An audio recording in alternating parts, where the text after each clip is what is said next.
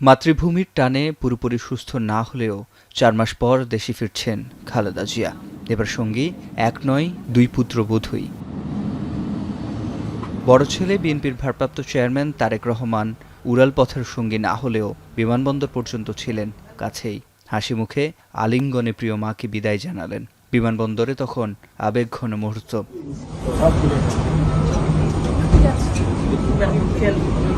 নাতনি জাইমাকে বাবার দিকে খেয়াল রাখার বার্তা দিয়ে রওনা হলেন খালেদা জিয়া। বাংলাদেশ সময় রাত 9:30টায় কাতারের বিশেষ এয়ার অ্যাম্বুলেন্সে যাত্রা করেছেন বিএনপি চেয়ারপারসন।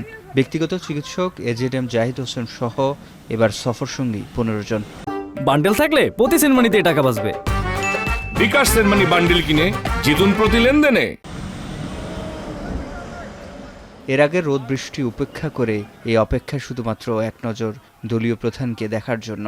হিথ্রো বিমানবন্দরে প্রবেশের আগে তাই লন্ডন বিএনপির নেতাকর্মী ও প্রবাসী বাংলাদেশিদের হাত নেড়ে শুভেচ্ছা জানান বেগম খালেদা জিয়া। দলীয় পতাকা হাতে চেয়ারপারসনকে বিদায় জানান নেতাকর্মীরা। মঙ্গলবার সকাল 10টায় ঢাকা অবতরণ করবে বিএনপি চেয়ারপারসনকে বহনকারী কাতার আমিরের রাজকীয় অ্যাম্বুলেন্স। বিমানবন্দর থেকে খিলক্ষেত, আর্মি স্টেডিয়াম, বনানী হয়ে গুলশান 2-এর বাসভবন ফিরোজায় উঠবেন সাবেক এই প্রধানমন্ত্রী। এ সময় রাস্তার দুই পাশে বিএনপির অঙ্গ ও সহযোগী সংগঠনের নেতাকর্মীরা অবস্থান নেবেন। এ অবস্থায় বিএনপি চেয়ারপারসনের দেশে ফেরা ঘিরে এসএসসি পরীক্ষার্থীদের যেন কোনো অসুবিধা না হয় সেজন্য বিমানবন্দর সড়কে নেতাকর্মীদের না নেমে ফুটপাতে দাঁড়ানোর আহ্বান জানিয়েছেন বিএনপি মহাসচিব।